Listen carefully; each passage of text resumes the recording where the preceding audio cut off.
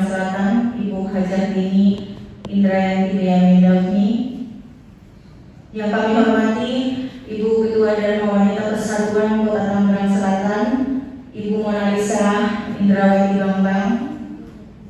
Yang kami hormati Kepala Dinas DPMP 3 AKP atau yang mewakili Ibu Paradiba. Yang kami hormati Ibu Ketua Dharma Wanita OPD se-Kota Tangerang Selatan, Ketua Dharma Wanita Persatuan Kecamatan se-Kota Tangerang Selatan, hadirin para tamu undangan yang kami hormati selamat datang. Kami ucapkan kepada seluruh tamu undangan segala puji milik Allah Azza wa Jalla atas perkenan dan ridhonya lah kita dapat hadir di ruangan ini dalam acara sosialisasi pola asuh anak Dharma Wanita Persatuan Kota Tangerang Selatan yang mengusung tema menjadi orang tua tangguh berkeadilan.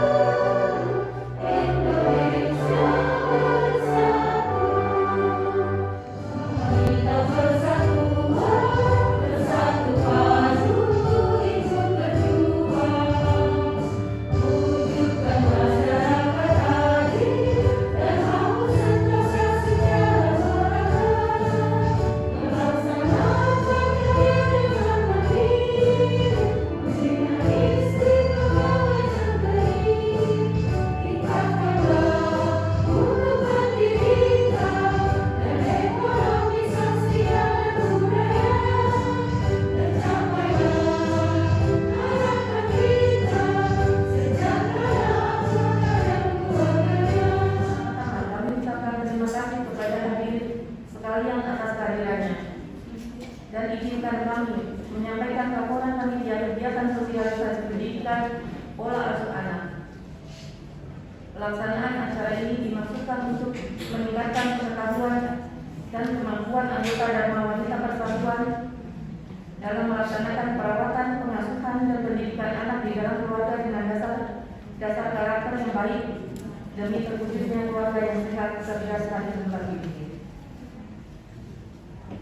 Penyelenggara kegiatan pada hari ini adalah bidang sosial budaya Dharma Wanita Persatuan Kota Tangerang Selatan.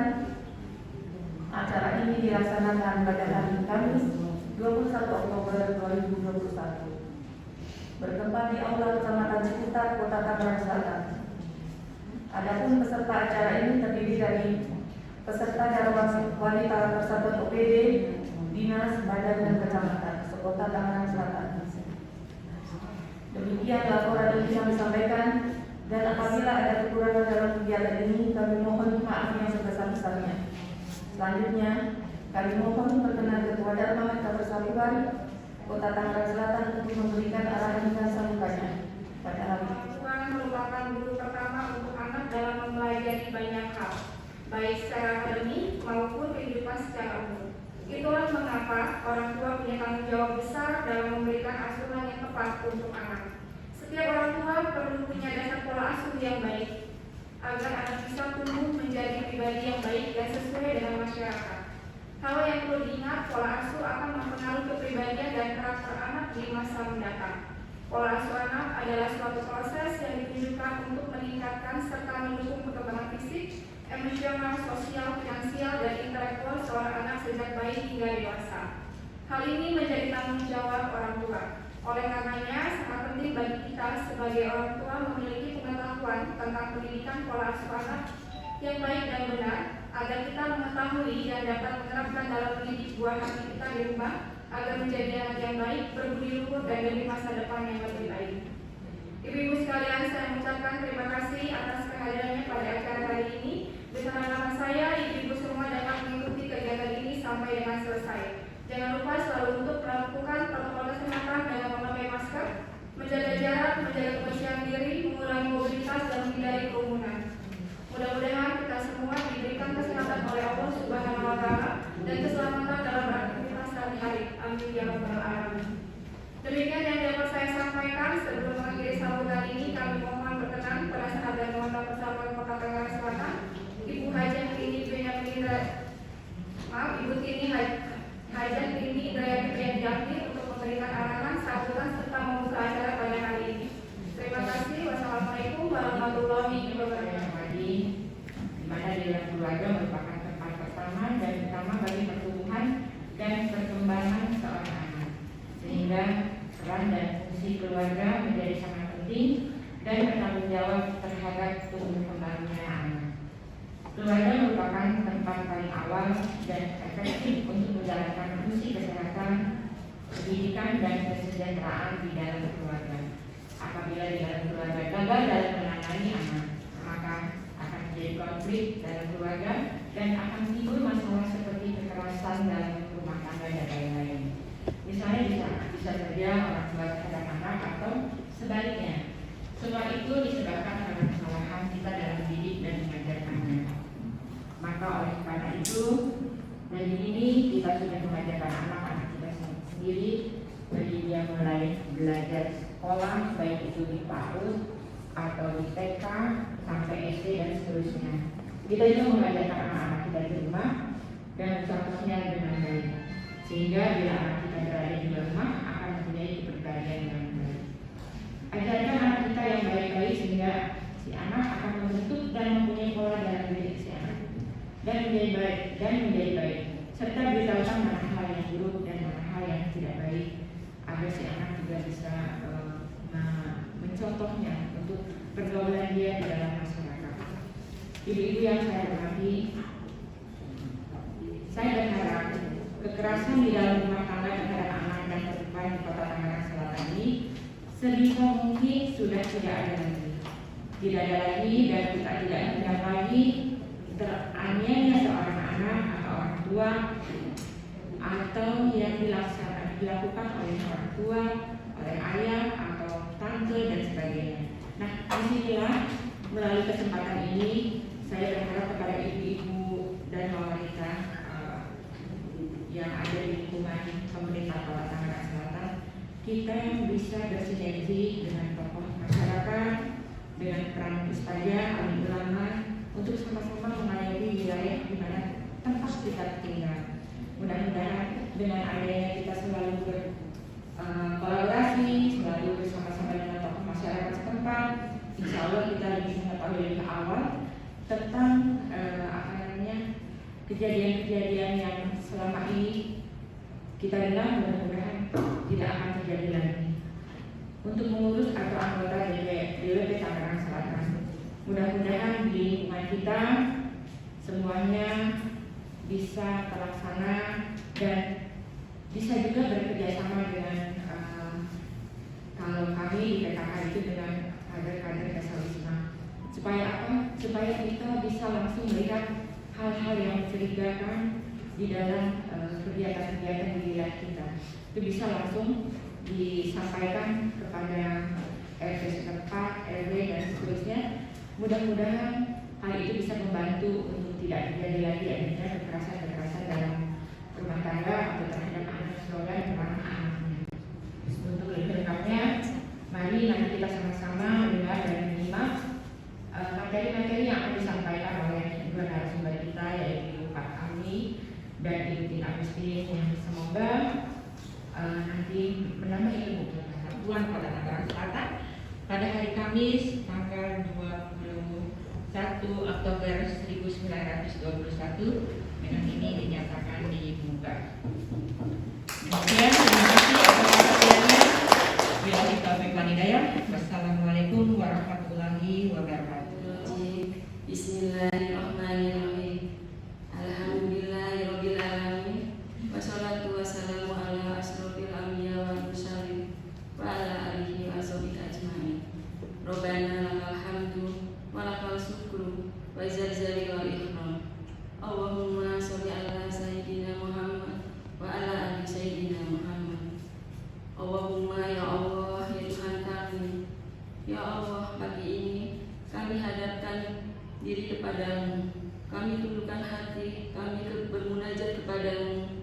kami pasrahkan jiwa dan raga kami kepadamu. Ya Allah, hadirkanlah kehusuan dan keikhlasan dalam doa-doa kami. Ya Azizu, Ya Basir, Ya Allah, di dalam pengawasan-Mu, di pagi ini kami berkumpul di aula Kecamatan Ciputat untuk mengikuti sosialisasi pola asuh anak menjadi orang tua tangguh berkeadilan. Karena itu, Ya Allah, bukakanlah pintu hati kami, berikanlah pemahaman dan kemudahan kami dalam menerima segala ilmu yang diberikan kepada kami. Karuniakanlah kelancaran acara ini. Ya Allah, jadikanlah kegiatan ini sebagai bentuk ibadah kami kepadamu, dan kami berlindung kepadamu dari segala bentuk kezaliman. Ya Allah, Ya Ghaffar, ampunilah dosa-dosa kami, dosa orang tua kami, dosa para pemimpin kami, dosa guru-guru kami. Ya Allah, jadikanlah negeri ini negeri yang aman, tentram, damai, dan selalu dalam keberkahan. Robbana taqabbal minna innaka antas samiul alim wa tub alaina innaka antat tawwabur rahim. Robbana atina fid dunya hasanah wa fil akhirati hasanah wa qina adzabannar wa adkhilna ma'al abrar ya azzu ya ghaffar ya rabbal alamin. Subhanaka rabbika izzati amma yasifun. Wassalamu ala mursalin. Walhamdulillahirabbil alamin. Bogor, S2 Magister Manajemen Universitas Pamulang, S3 di UIN Syarif Hidayatullah.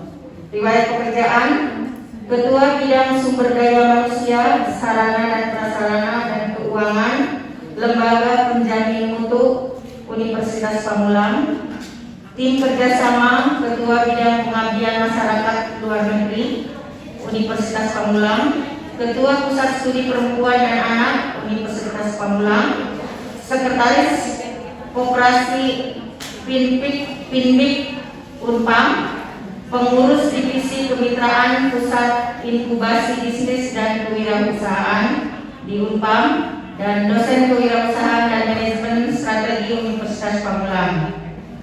Sedangkan materi yang akan disampaikan yaitu menjadi orang tua tangguh berkeadilan di masa dan pasca pandemi. Kami kepada ibu narasumber kami persilahkan, semoga hadirin dan tamu undangan bisa mengikutinya dengan baik ya Bu ya. Santai aja tapi tetap serius. Kami persilahkan kepada menantu, anak, gitu ya, kemudian tetangga, karena pola asuh ini berubah dari pola asuh yang mungkin kita dulu pernah alami, gitu ya, dan baik-baik saja, gitu, kemudian menular kepada kita sudah mulai mengalami perubahan, dan mungkin untuk generasi berikutnya yang pegang gadget, gitu ya, yang setiap saat harus sekolah online itu akan pola asuh ini akan sangat banyak berubah, terutama juga berdasarkan undang-undang tentang perlindungan perempuan, perlindungan anak dan lain-lain, itu juga berubah pola perilaku semuanya. Ini adalah sebagai berkah, kita tahu semua berkah dan amanah, gitu ya, yang sudah dibekali dengan kasih sayang dia sendiri, gitu ya. Anak itu lahir bukan cuma kita yang sayang, gitu.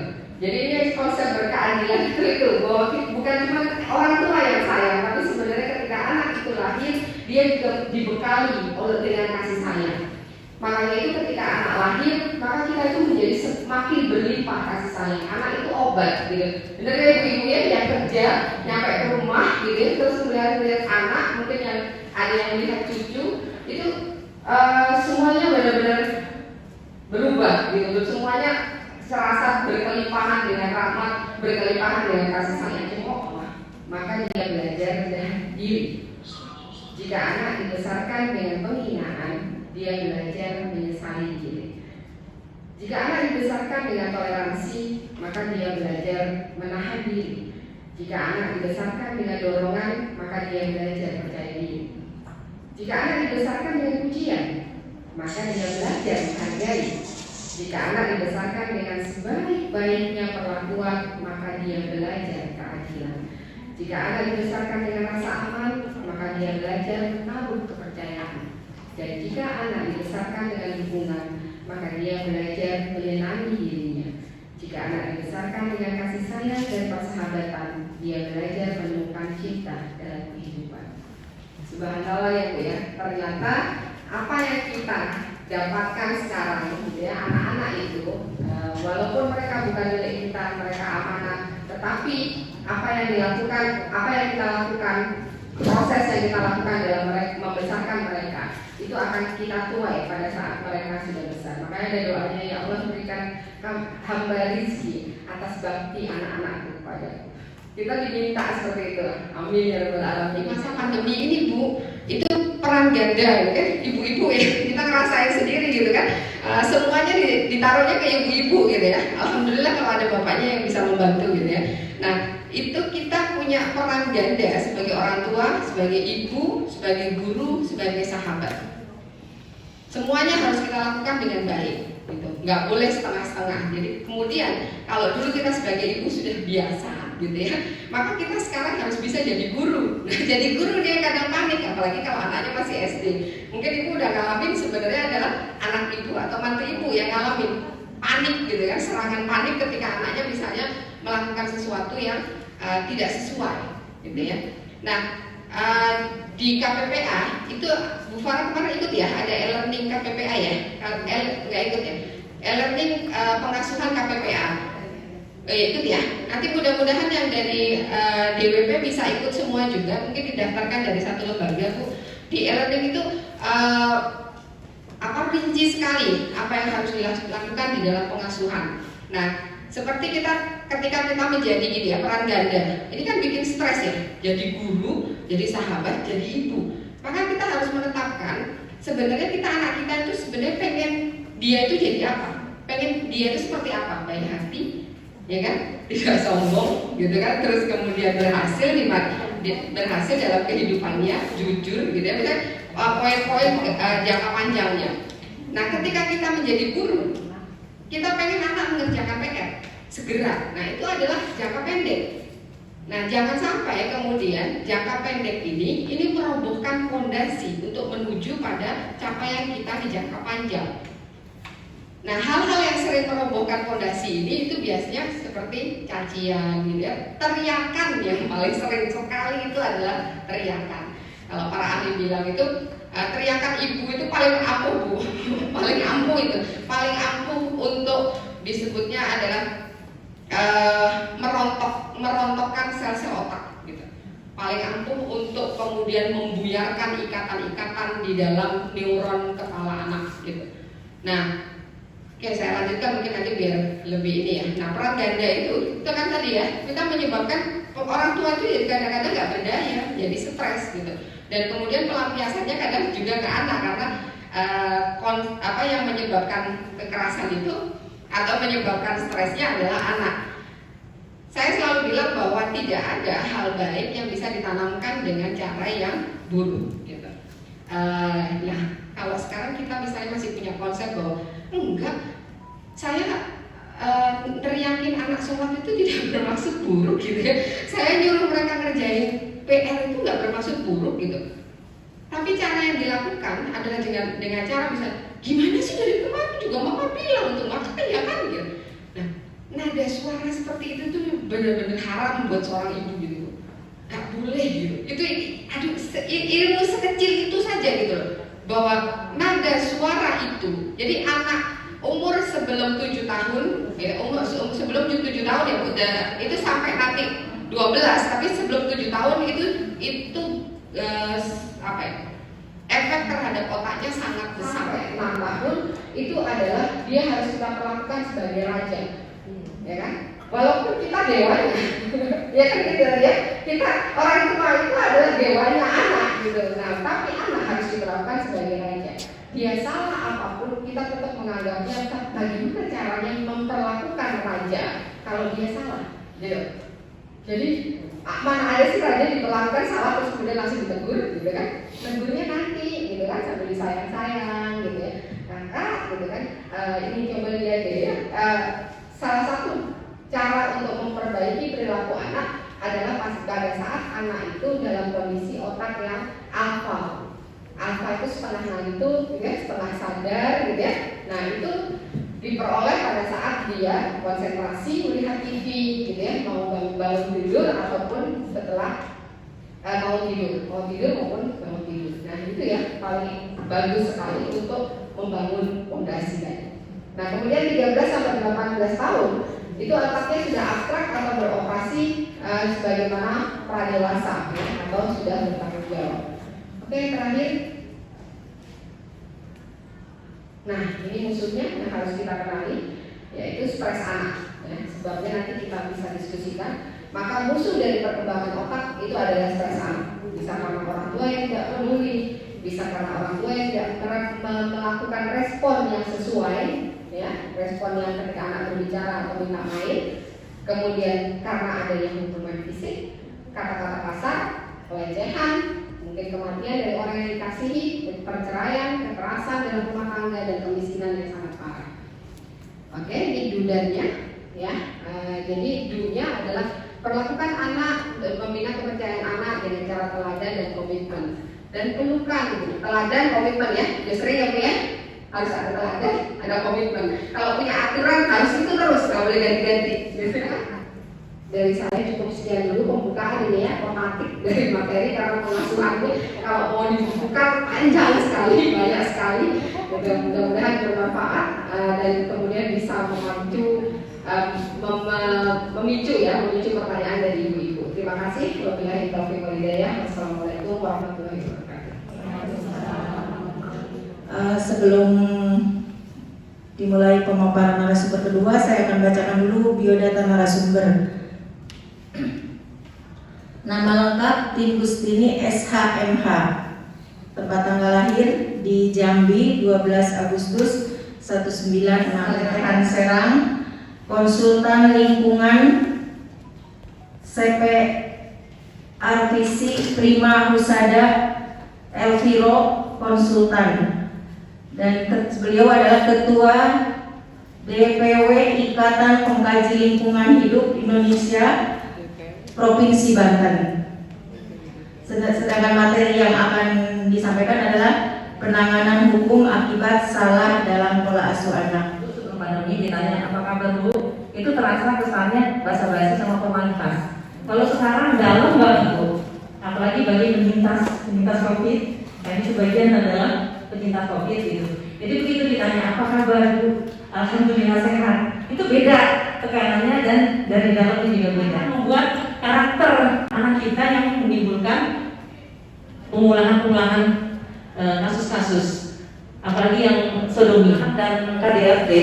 Itu tadinya awalnya, jadi ibu kita ini punya kitab undang-undang hukum pidana, di mana itu merupakan warisan dari zaman Belanda tahun 1800-an, dan sampai detik ini, sampai hari ini masih diterapkan, masih dipakai di pengadilan. Jadi ibu bisa bayangkan aturan yang udah berapa abad yang lalu itu masih bisa dipakai sekarang.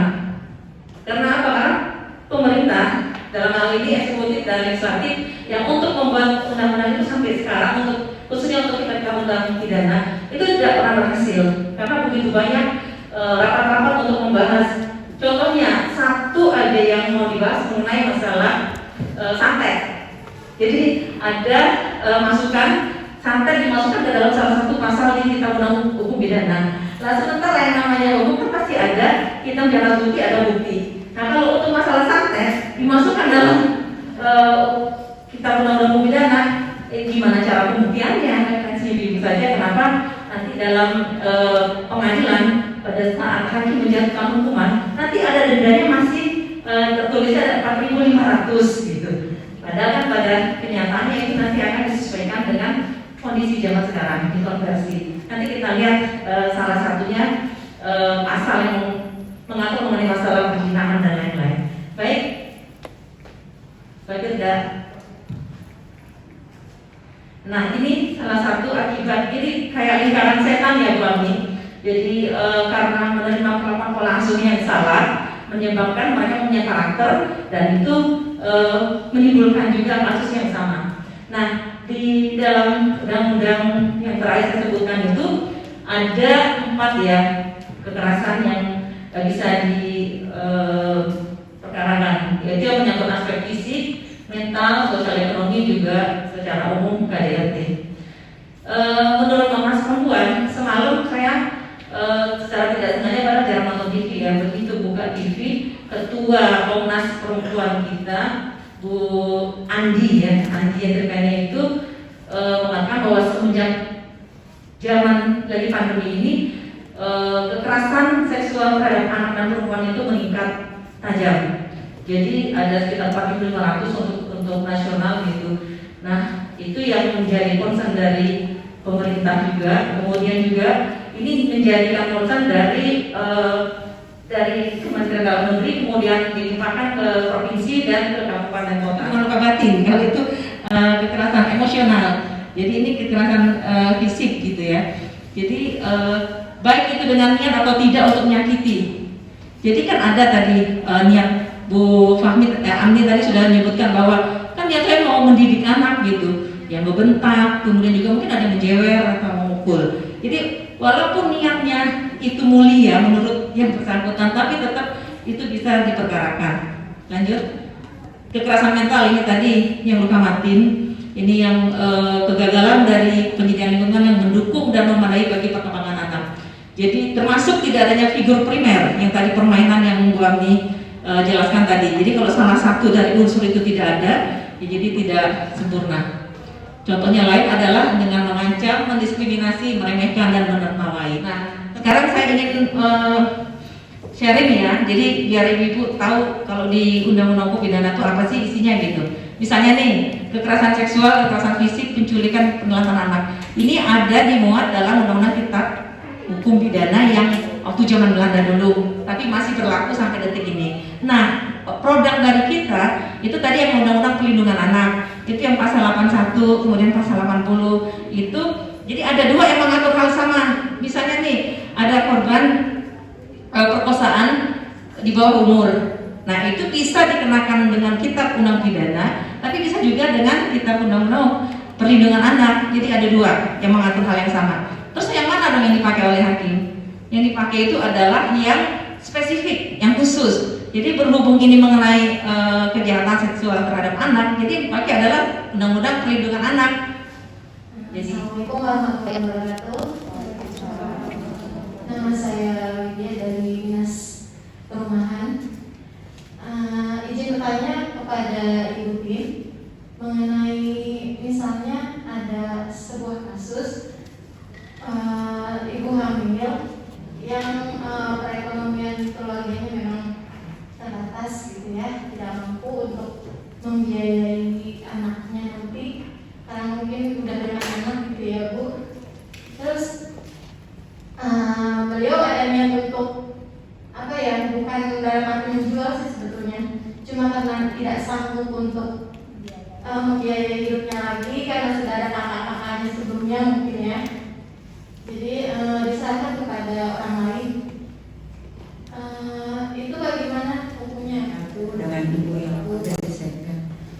Pertanyaannya tadi bagaimana caranya kita seorang orang tua untuk mengkritik anak supaya dia tidak merasa yang tadi dijabarkan, tapi sepertinya belum terlalu jelas. Kita tidak boleh mengkritik atau gimana Bu? Tolong penjelasannya. Terima kasih. Saya Bu Titi dari Kecamatan Setu. Di sini saya sekedar sharing aja, mudah-mudahan bermanfaat buat semua ya. Sebelumnya kita nyanyi, Ibu sudah bisa belum lagu yang sentuhan boleh dan yang tidak boleh? Yuk kita nyanyi. Sentuhan boleh, kepala, tangan, kaki, karena sayang, karena sayang, karena sayang. Ini Bu kalau pakai masker sentuhan tidak boleh, sentuhan tidak boleh, yang tertutup baju dalam. Ibu boleh tangannya seperti ini atau begini? Pokoknya bagian tubuh yang tertutup di dalam. Ya. Hanya diriku yang boleh menyentuh. Nah itu pengalaman saya. Bagaimana Bu untuk mengobati luka batin anak-anak yang sudah terlanjur? Karena saya merasa mungkin dari penjelasan saat dibuang itu, oh ternyata bentangan aja sudah membuat luka batin gitu. Sedangkan saya juga merasa banyak kekurangan dengan anak saya, jadi saya pengen mengobati luka batin untuk anak saya karena anak saya masih kecil, jadi pengen ya untuk kedepannya lebih banyak tips dari kami bahwa menjadi orang tua yang tangguh itu bagaimana, terutama untuk ibu ya, karena ibu bukan hanya untuk pola asuh, tapi juga banyak masalah banget dari ibu. Itu kayaknya tumpuan semua, jadi masalah rumah tangga, mungkin masalah pekerjaan di rumah juga gitu. Bagaimana tips menjadi orang tua yang tangguh, yang kuat, yang bisa membesarkan anak-anak kita yang baik. Terima kasih. Assalamualaikum warahmatullahi wabarakatuh. Anak apa nggak boleh dikritik gitu ya. Sebenarnya bukan tidak boleh dikritik, tapi bagaimana cara mengkritiknya. Nah, sebenarnya di materi saya tadi ada step-stepnya yang tadi sudah ada step umur-umurnya itu Bu. Maka kita sesuaikan dengan perkembangan otak anak tadi. Jadi kalau misalnya anak umur 0 sampai 1,5 tahun nggak mungkin dikritik ya Bu. Mungkin tahapan yang tadi 0 sampai 5 lah ya, sampai 5 itu kan dia raja, tidak bisa dikritik, pasti dia benar gitu. Apapun yang dia lakukan pasti benar, versinya dia gitu ya. Maka yang kalau kita ingin memperbaiki bukan pada saat itu ya, bukan pada saat itu, pada saat yang lain, karena benar dan salah belum ada di kepala, di otaknya itu belum ada yang bisa mencerna mana yang benar, mana yang salah. Segala apa yang berubah pada diri kita akan diikuti perubahan yang lain. Jadi kita itu adalah, kita nggak bisa mengontrol apapun di luar diri kita, tetapi kita bisa mengontrol apa yang menjadi kekuasaan apa yang kita lakukan. Ya, termasuk tadi ya Bu, sekaligus menjawab bagaimana menjadi ibu tangguh gitu ya. Jadi kita itu tidak tangguh ketika kita terfokus, misalnya kita itu ya tadi ya terkontaminasi, emosi kita itu terkontaminasi dengan perkataan orang gitu ya, pendapat orang lain gitu. Terus kemudian satu lagi adalah bahwa kita berorientasi pada hasil ketika melakukan sesuatu gitu. Saya harus begini gitu ya, maka kita akan menjadi lebih goyang. Maka orientasinya adalah bahwa saya harus melakukan yang terbaik yang bisa saya lakukan pada setiap proses, dan itu harus kita benarkan pada anak-anak. Jadi ketika melakukan sesuatu, misalnya kan anak punya rapot jelek gitu ya, maka kita bilang oke, yang penting sudah belajar kan kemarin gitu, udah belajar baik. Nah, tapi kita pandu proses-prosesnya tadi, kita pandu kapan belajarnya. Kakak nanti kalau misalnya nilainya jelek nyesel loh gitu, boleh kita ngomong gitu. Ayo belajarnya sekarang mama temenin gitu. Nah, yang kita tekankan adalah bagaimana dia optimal di dalam proses, melaksanakan prosesnya. Nah, kemudian kalau mengobati luka batin yang sudah terlanjur Bu, jangan gengsi ya, jangan malu untuk minta maaf pada anak. Tahapan pertamanya adalah minta maaf. Nah, pokoknya abaikanlah namanya gengsi kita ya. Nah, orang tua kan gengsi ya, minta maaf pas momennya enak, minta maaf. Kemudian jujur pada anak kalau anak itu sudah tadi aku umur 6 sampai seterusnya sudah mulai bisa diajak dialog. Ibu ngomong, mama mau berubah, mama nggak mau lagi begini. Kakak bisa tolong nggak? Gitu. Bisa tolong mama nggak untuk berubah? Mama nggak mau lagi. Pasti kakak ngerasakan kalau misalnya mama lagi cerewet lagi ini, itu sebenarnya nggak boleh nggak mama nanya gitu. Sebenarnya apa yang bisa mama lakukan untuk memperbaiki ini? Gitu. Bisa begitu. Atau kemudian boleh kakak bantu mama untuk berubah dengan cara seperti ini, bla bla bla bla. Bisa seperti mengadop anak, jadi ada perjanjian gitu. Nah, tapi kan kebanyakan masyarakat kita karena orang tuanya nggak mampu atau mungkin karena memalukan aib keluarga, kemudian diadop. Nah, itu jadi masalah pada saat anaknya sudah dewasa, udah ngerti. Nah, itu yang bisa berakibat hukum. Tapi untuk disebut sebagai memperdagangkan orang enggak. Biasanya perdagangan orang ini kok ada iming-iming. Jadi misalnya anak-anak gadis ditawarkan untuk bekerja di salon atau di mana, tapi ternyata pada kenyataannya mereka dijebak. Jadi dipekerjakan sebagai pelacur atau mungkin dibawa ke luar negeri gitu. Jadi harus dibedakan juga. Jadi untuk amannya ibu harus membuat surat legalitas hitam di atas putih.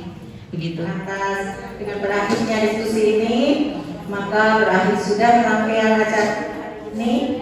Terima kasih kepada Ibu Penasehat, Ibu Ketua, Ibu Narasumber, Ibu-ibu pengurus dan hadirin dan ibu-ibu undangan yang sudah hadir ke tempat ini. Sebagai pembawa acara, mohon maaf apabila ada kata-kata yang kurang berkenan.